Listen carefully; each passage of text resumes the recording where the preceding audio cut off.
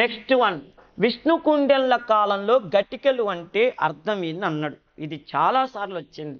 బ్రాహ్మణ విద్యాలయాలు, బౌద్ధ విద్యాలయాలు, జైన విద్యాలయాలు, అజీవక మత విద్యాలయాలు, మొత్తానికి అన్ని మత విద్యాలయాలు పెట్టిండు. అంటే బ్రాహ్మణ విద్యాలయాలను ఘటికలు అనే పేరుతో పిలుస్తారు. ఘటికలు అంటే వేద విద్యాలయాలు.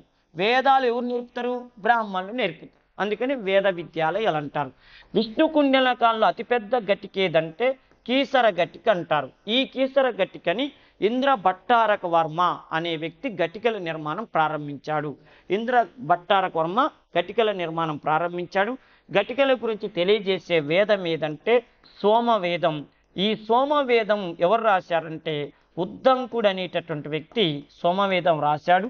ఈ సోమవేదంలో ఏమని ఉంటుందంటే ఘటికలలో అంటే వేద విద్యాలయాల్లో చదివిన విద్యార్థులని మహాజనులు అనే పేరుతో పిలుస్తారంటారు. ఈ వంశంలో ఇంద్ర భట్టారక వర్మ ఘటికల నిర్మాణం ప్రారంభిస్తే చిట్ట చివరి చక్రవర్తి మంచన భట్టారకుడు టైంకి ఆంధ్రదేశంలో ఘటికలు అనేవి ఎక్కువగా విస్తరించడం జరిగింది. ఓకేనా. నెక్స్ట్, విష్ణు కుండెల అధికార భాష ఏదన్నాడు అంటే సంస్కృతం భాష. ఎవరైతే హిందూ మతాన్ని ప్రేమిస్తారో, ఎవరైతే హిందూ దేవులను పూజిస్తారో వాళ్ళు ఖచ్చితంగా సంస్కృత భాషను రాజభాష చేసేవారు ఆనాడు. ఎందుకంటే రామాయణం, మహాభారతం, వేదాలు, పురాణాలు ఇవన్నీ కూడా దేంట్లో ఉన్నాయి అంటే సంస్కృత భాషలో ఉన్నాయి. కాబట్టి సంస్కృత భాషను అధికార భాష చేస్తే ప్రజలు బాగా చదువుకుంటే ఆ వేదాలను కూడా బాగా చదువుతారు. అప్పుడు హిందూ మతానికి ప్రాధాన్యత పెరుగుతుందని చెప్పి హిందూ చక్రవర్తులు భావించేవారు. మరి వీళ్ళు కూడా హిందూ మతానికి ప్రాధాన్యత ఇచ్చారు కాబట్టి సంస్కృతాన్ని రాజభాష చేశారు. ఓకేనా. నెక్స్ట్, తీరాంధ్ర ప్రాంతాన్ని పరిపాలించిన మూలరాజు కుమార్తెను పెళ్లి చేసుకున్న విష్ణు కుండెన చక్రవర్తి ఎవరు అన్నాడు. అంటే తీరాంధ్ర ప్రాంతం అంటే గుణపాశాపురం అని ఉంటుంది తీరాంధ్రలో. విష్ణు కుండెల్లో ఆంధ్ర ప్రాంతాన్ని పరిపాలన చేస్తున్నప్పుడు తీరాంధ్రలో మూలరాజు అని ఒక రాజు, ఆయన గుణపాశాపురం అనే రాజ్యాన్ని పరిపాలన చేస్తుండు. ఆయన తన బిడ్డ మహాదేవిని ఎవరు పెళ్లి చేసుకున్నాడంటే గోవిందవర్మ అనేవాడు పెళ్లి చేసుకుండు. ఎందుకు వాళ్ళ అమ్మాయిని పెళ్లి చేసుకున్నంటే గుణపాశాపురం రాజు మూలరాజు బలమైన రాజు. ఆ మూలన ఉండేవాడు చాలా బలమైన వాడు. ఆయనకి బద్ధ శత్రువులు ఎవరంటే శాలంకాయన్లు, ఆనంద గోత్రజులు. గమ్మత్తు ఏంటంటే గోవిందవర్మకు బద్ధ శత్రువులు కూడా శాలంకాయన్లు, ఆనంద గోత్రజులు. అందుకని ఈయనకేం ఆలోచన వచ్చిందంటే మూలరాజుకు శత్రువులైన వాళ్ళు నాకు కూడా శత్రువులు కాబట్టి వీళ్ళ అమ్మాయిని నేను పెళ్లి చేసుకుంటే ఈయన నేను ఇద్దరం కలిసి శాలంకాయల్ని, ఆనంద గోత్రజులను ఓడించవచ్చు అని చెప్పి వాళ్ళ అమ్మాయిని వివాహం చేసుకొని మామ సహకారంతో శాలంకాయలని, ఆనంద గోత్రజుల్ని ఘోరంగా ఓడించాడు మన గోవిందవర్మ. ఒకటి ఎక్కడ ఓడించిండయ్యా అంటే ప్రత్యేకంగా ఈయన ప్రకాశం జిల్లాలో వాళ్ళని ఓడించాడు. ఆ దెబ్బతో శాలంకాయల గొడవ తప్పిపోయింది. గుండ్లకమ్మ నదీ తీరం అని చెప్తారు అక్కడ ప్రకాశం జిల్లాలో. నెక్స్ట్, కొండలలో గుహాలయాలను తొలిపించిన తొలిరాజు ఎవరు అన్నాడు. కొండలలో గుహాలయాలను తొలిపించిన తొలిరాజులు ఎవరయ్యా అంటే విష్ణు కుండెనులు తొలిపించారు. ఓకేనా. మన ఆంధ్రదేశంలో ఇక్ష్వాకుల, ఆనంద గోత్రజుల, బృహత్పలాయనుల అంటే విష్ణు కుండెన్లు కొండల్లో గుహాలయాలు నిర్మించారు. ఇందాక కూడా చెప్పాను మీకు, పెద్ద పెద్ద కొండల్ని తొలిపించి ఆలయాలుగా మలిచేవారు, వాటిని గుహాలయాలు అంటారని. చూడండి, ఇక్ష్వాకులకి విష్ణు కుండెన్లకి తేడా ఏమన్నా ఉందా అని రేపు అడిగింది అనుకోండి. ఇక్ష్వాకులేమో దేవాలయాలు కట్టారు. ఏ దేవాలయాలు కట్టారు? మట్టితో ఇటుకలతో దేవాలయాలు కట్టారు.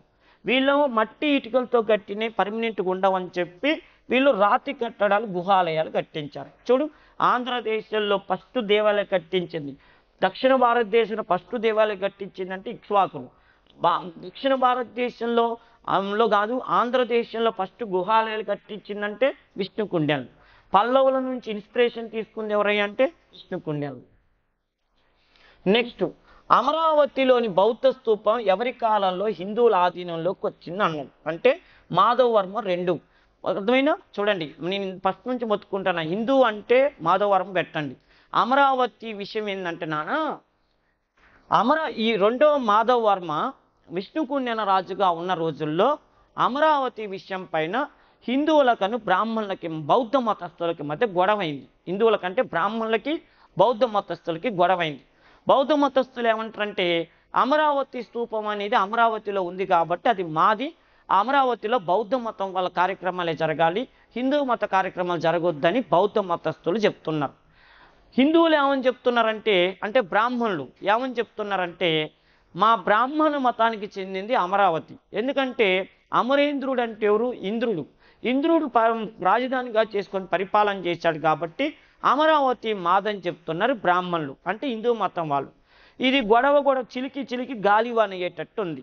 అప్పుడు చక్రవర్తి దగ్గరికి పోయి చక్రవర్తిని అడుగుదామని చెప్పి అందరూ పోయారు. పోయి చక్రవర్తిని అడిగారు, రాజా ఈ అమరావతి అనేది బౌద్ధ మతస్థులదా హిందూ మతస్థులదో మీరే చెప్పండి అని చెప్తే, అప్పుడు మీరే ఆలోచించండి ఆయన ఎవరి వైపు ఉంటాడు అంటే, ఆయన హిందూ మతం అంటే చెవులు కోసుకుంటాడు కాబట్టి ఖచ్చితంగా ఇది హిందూ మతం వాళ్ళదే, చూడండి హిందువుల మతం వారిదని చెప్పి తీర్పునిచ్చింది ఎవరయ్యా అంటే రెండో మాధవర్మ. అందుకని చూడండి, భారతదేశానికి వచ్చిన చైనా బౌద్ధ యాత్రికుడైన పాహియాన్ కానీ, చైనా బౌద్ధ యాత్రికుడైన హుయాన్ సాంగ్ కానీ వాళ్ళు రాసినటువంటి గ్రంథాలలో ఫోకువోకి అనే గ్రంథాన్ని పాహియాన్ రాశాడు, సియూకి అనే గ్రంథాన్ని హుయాన్ సాంగ్ రాశాడు. వాళ్ళ రెండు గ్రంథాల్లో ఏమని వివరించారంటే, మేము ఆంధ్రదేశానికి ఆయా సందర్భాల్లో వచ్చినప్పుడు మేము గమనించిన ఒక ముఖ్యమైన విషయం ఏంటంటే, ఆంధ్రదేశంలో బౌద్ధ మతం అనే జీర్ణోద్ధరణ అంటే అణుగంటిపోయే పరిస్థితి ఉంది. దాని ప్రధాన కారకుడు ఎవరంటే రెండవ మాధవవర్మ అనేవాడు ఒకడు ఆంధ్రదేశాన్ని తెలుగు ప్రాంతాన్ని పరిపాలన చేయబట్టని చెప్పారు. ఓకేనా. నెక్స్ట్, బొజ్జనకొండ ఏ మత క్షేత్రం అన్నాడు. తిరుగులేదు, బౌద్ధ మత క్షేత్రం బొజ్జనకొండ. ఎవరి కాలంలో అంటే గోవిందవర్మ అనేటటువంటి రాజు పరిపాలన చేస్తున్నప్పుడు ఈయన ఈ బొజ్జనకొండ అనే బౌద్ధ క్షేత్రాన్ని బాగా డెవలప్ చేశాడు. ఈయన భార్య బౌద్ధ మతంలో ఉన్నది కాబట్టి ఆమె బలవంతం మేరకు ఈయన కూడా బౌద్ధ మతాన్ని స్వీకరించాడు. అందువల్లనే బౌద్ధ మతం అనేది కేంద్రంగా బొజ్జనకొండ అనేటటువంటి వర్ధిల్లింది. ఈ బొజ్జనకొండ బౌద్ధ క్షేత్రం డెవలప్మెంట్ కోసం ఈయన నల్గొండ జిల్లాలో పెసకపార అనేటటువంటి ఊరిని విరాళంగా ఇచ్చాడని చెప్తారు. ఓకేనా, విరాళంగా ఇచ్చాడని చెప్తారు. నెక్స్ట్ విషయం ఏంటంటే, రాజసూయ అశ్వమేధ యాగాలతో పాటు నరమేధ యాగాన్ని కూడా చేసిన విష్ణుకుండి అనే రాజు ఎవరు అన్నాడు. అర్థమైనా, రాజసూయాగం అశ్వమేధ యాగంతో పాటు నరమేధ యాగం చేసినట్టుగా తెలియజేస్తున్న రాజు రెండవ మాధవవర్మ. ఈయన నరమేధ యాగం చేసినట్టు ఆధారాలు ఎక్కడ లభించినాయి అంటే కీసరగుట్టలో ఆధారాలు లభించాయి. కీసరగుట్టలో ఆధారాలు లభించాయి, బాగా గుర్తుపెట్టుకోండి. రెండో విషయం ఏంటంటే, ఈయన గొప్పతనం ఏంటంటే ఒక్కో యుద్ధానికి వెళతాడు, ఒక్కో యుద్ధంలో విజేతై ఒక్కొక్క శివలింగాన్ని ప్రతిష్ఠించేవాడని చెప్పి ఈయన గురించి చెప్తారు. ఈయనకి శివభక్తుడు ఈయన ఎన్నో శివాలయాలు కట్టించాడంటారు. తెలంగాణలో నార్కెట్పల్లి దగ్గర, నల్గొండ జిల్లా నార్కెట్పల్లి దగ్గర ఉన్న చెరువుగట్టు రామలింగేశ్వర స్వామి దేవాలయం, దాన్ని జడల రామలింగేశ్వర స్వామి దేవాలయం అంటారు, దాన్ని ఈయనే కట్టించాడంటారు.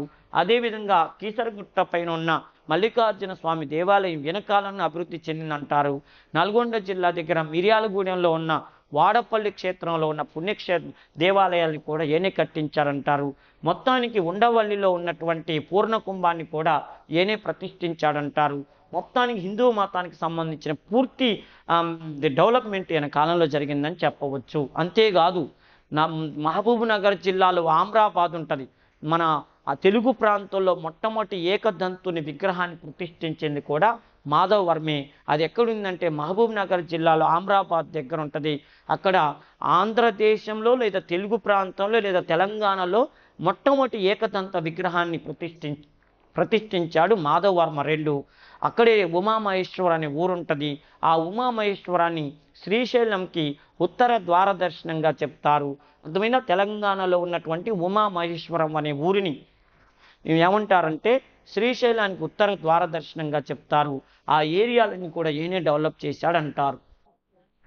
నెక్స్ట్, రెండవ మాధవవర్మ గురించి తెలిపే శాసనాలు ఏవన్నాడు. అసలు వీళ్ళ గురించి తెలిపే శాసనాలు 21 శాసనాలు అన్నావు. చూడండి, ఈపూరు శాసనం, వేల్పూరి స్తంభ శాసనం, ఖానాపూర్ శాసనం, ఇవన్నీ కూడా ఆయనకు సంబంధించినవి. ఓకేనా, ఈపూరు, వేల్పూరు, ఖానాపూర్. విష్ణుకుండెన్లలో నిజమైన రాజ్య స్థాపకుడిగా ఎవరిని పేర్కొంటారు అన్నారు అంటే మాధవవర్మ వన్నుని నిజమైన రాజ్య స్థాపకుడు అంటారు. అసలు అసలు విష్ణుకుండిన రాజ్యాన్ని స్థాపించింది ఎవరంటే ఇంద్రభట్ట, ఇంద్రవర్మ అంటారు. ఆయనే మహారాజేంద్రవర్మ, ఇంద్రవర్మ అంటారు. అయితే మరి ఈయన్ని కదా రాజ్యస్థాపకుడిగా పిలవాల్సింది, మరి మాధవవర్మ వన్ ఎందుకు అంటారంటే ఇంద్రవర్మ రాజ్యాన్ని స్థాపించినప్పుడు ఈయన క్యాపిటల్ సిటీ ఇంద్రపాలపురం అనేటటువంటిది ఇంద్రపాల నగరం లేదా ఇంద్రపాలపురం అంటారు. అది నల్గొండలో ఉన్నటువంటి ఒక చిన్న పల్లెటూరు. ఈయన రాజ్యం కూడా నల్గొండ చుట్టుపక్కల మిర్యాలగూడెం, భువనగిరి, తర్వాత కొన్ని ఏరియాలే భువనగిరి, మిర్యాలగూడెం, ఇవన్నీ ప్రాంతాలు, కొన్ని ప్రాంతాల వరకు ఈయన పరిమితమైండు. కానీ అంటే తెలంగాణలో కూడా కేవలం నల్గొండ జిల్లా వరకు ఈయన పరిమితమైండు. కానీ మాధవవర్మ వచ్చిన తర్వాత ఏం చేసిండంటే విష్ణుకుండిన రాజ్యాన్ని నల్గొండ జిల్లాకే పరిమితం చేయకుండా తెలంగాణ మొత్తాన్ని కూడా విస్తరింపజేశాడు మాధవవర్మ. అంటే ఆ రోజుల్లో తెలంగాణని ఋషిక మండలం అనే పేరుతో పిలిచేవాళ్ళు, ఋషిక మండలం. ఆ ఋషిక మండలం వరకు రాజ్యాన్ని విస్తరింపజేశాడు కాబట్టి చరిత్రకారులని నిజమైన రాజ్య స్థాపకుడిగా మాధవవర్మని చెప్తారు. నెక్స్ట్ చూడండి, విష్ణుకుండెల రాజు మంచెన భట్టారకుడిని ఓడించిన చాళుక్య రాజు ఎవరు అన్నాడు.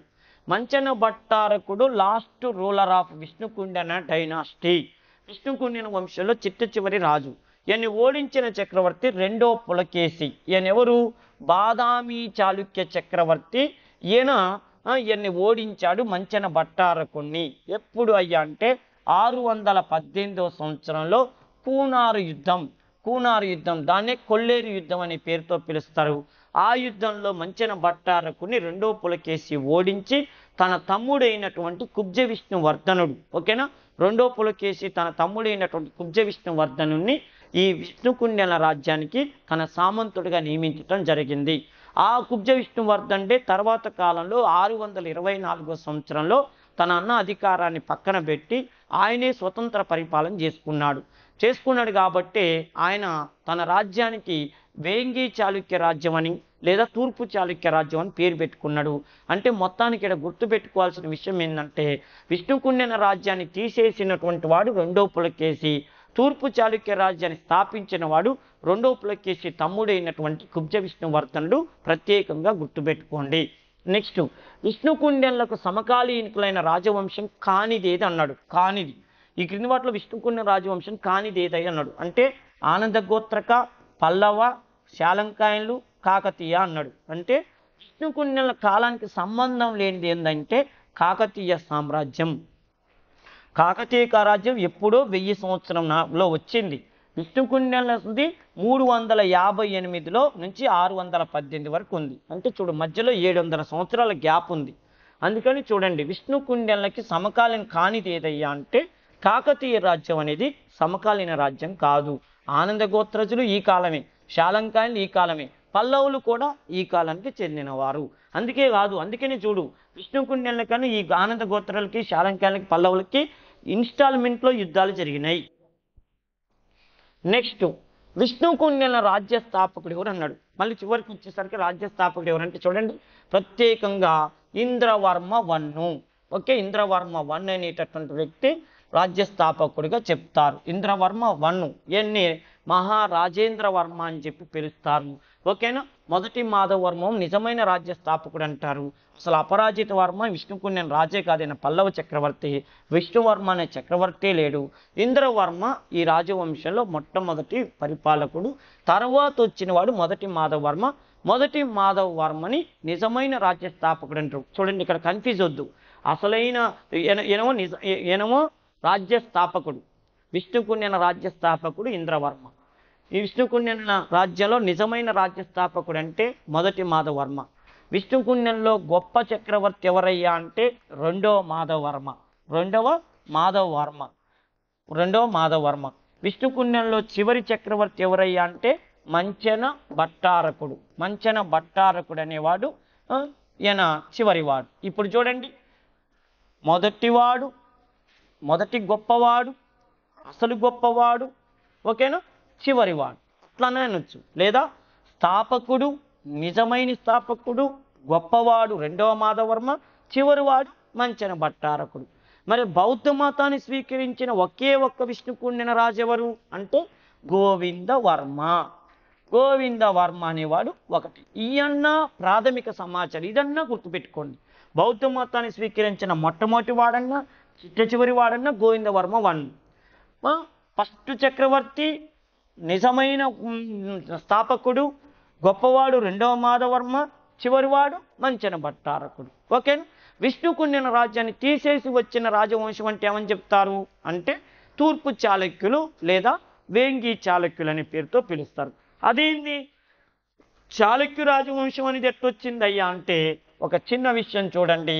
చాళుక్య రాజ్యం ఎందుకు వచ్చిందంటే మనం ఇందాక ఏమని చెప్పినాం, చాళుక్య రాజ్యం అంటే 618వ సంవత్సరంలో ఇక్కడెక్కడో బాదామి ప్రాంతాన్ని పరిపాలన చేస్తున్న, బాదామి రాజ్యాన్ని పరిపాలన చేస్తున్న రెండో పులకేసి అనేవాడి పోయి మంచెన భట్టారకుడిని ఓడించింది అన్నాం. మంచెన భట్టారకుడిని ఓడించింది కదా.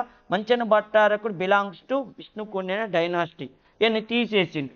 రెండో పులకేసి ఏం చేసిండు, వాళ్ళ తమ్ముడు కుబ్జ విష్ణువర్ధన్ అనేవాడిని అక్కడ పెట్టిండు. కుబ్జ విష్ణువర్ధన్ని 618లో పెడితే ఆయన ఏం చేసిండు, వాళ్ళ అన్నయ్యని బతీలాడుకుంటూ అవకాశం కోసం చూసుకుంటూ 624లో ఈయన స్వతంత్ర రాజ్యాన్ని స్థాపించిండు. ఎవరు? కుబ్జ విష్ణువర్ధనుడు. అంటే చూడు, ఎవరు తమ్ముడు? రెండో పులకేసి తమ్ముడు. అందుకని కుబ్జ విష్ణువర్ధనుడు ఏం చేసిండు, మా అన్నయ్య భారతదేశానికి వెస్ట్ సైడ్ పశ్చిమ వైపు ఉన్నాడు, నేను భారతదేశానికి ఈస్ట్ సైడ్ అంటే తూర్పు వైపు ఉన్నా. అందుకని నేను చాళుక్యుడిని, మా అన్నయ్య చాళుక్యుడే. అందుకని మా అన్నయ్యుల రాజ్యాన్ని పశ్చిమ చాళుక్యులు లేదా బాదామి చాళుక్యులు లేదా వాతాపి చాళుక్యులు అని పిలవాలి. నా రాజ్యాన్ని ఏమని చెప్పాలి, తూర్పు చాళుక్యులు లేదా వేంగి చాళుక్యులు అని చెప్పాలని పేరు పెట్టిండు. ఎందుకు? మేము అట్టుంటాం, వాళ్ళు ఇట్టుంటారని. ఈ విధంగా భారతదేశంలో తూర్పు చాళుక్యులు, పశ్చిమ చాళుక్యులు వచ్చారు. తర్వాత ఇంకా చాలామంది వచ్చారు. వేములవాడ చాళుక్యులు, కళ్యాణి చాళుక్యులు, ముదిగొండ చాళుక్యులు. మొత్తానికి భారతదేశంలో చాళుక్యులు అనేవాళ్ళు రకరకాల ఏరియాల్లో ఉండి రకరకాల రాజ్యాలను పరిపాలన చేశారు. కానీ మన ఆంధ్రదేశ చరిత్రకు సంబంధించి తూర్పు చాళుక్య రాజ్యం అనేది ఏ రాజ్యం నుంచి వచ్చిందంటే పశ్చిమ చాళుక్య రాజ్యం నుంచి వెళ్ళి అక్కడ పరిపాలన చేశారు అని గుర్తుపెట్టుకోండి. విష్ణుకుండిన రాజ్యాన్ని తీసివేసిన తర్వాత వచ్చిన రాజ్యమే తూర్పు చాళుక్య రాజ్యము. ఇది విష్ణుకుండినలకు సంబంధించిన విషయం. ఇలాంటి విషయాలని మీరు తరచుగా వింటూ ఉండండి. మళ్ళీ మీకు సందర్భం వచ్చినప్పుడు నేను ఎక్స్ప్లెయిన్ చేస్తానమ్మా. ఓకేనా ఫ్రెండ్స్? మా ఎంకరేజ్మెంట్ కోసం మన హర్షిత్ ఇన్స్టిట్యూట్ యూట్యూబ్ ఛానల్ని సబ్స్క్రైబ్ చేసుకోండి, లైక్ చేయండి, అలానే షేర్ చేయండి.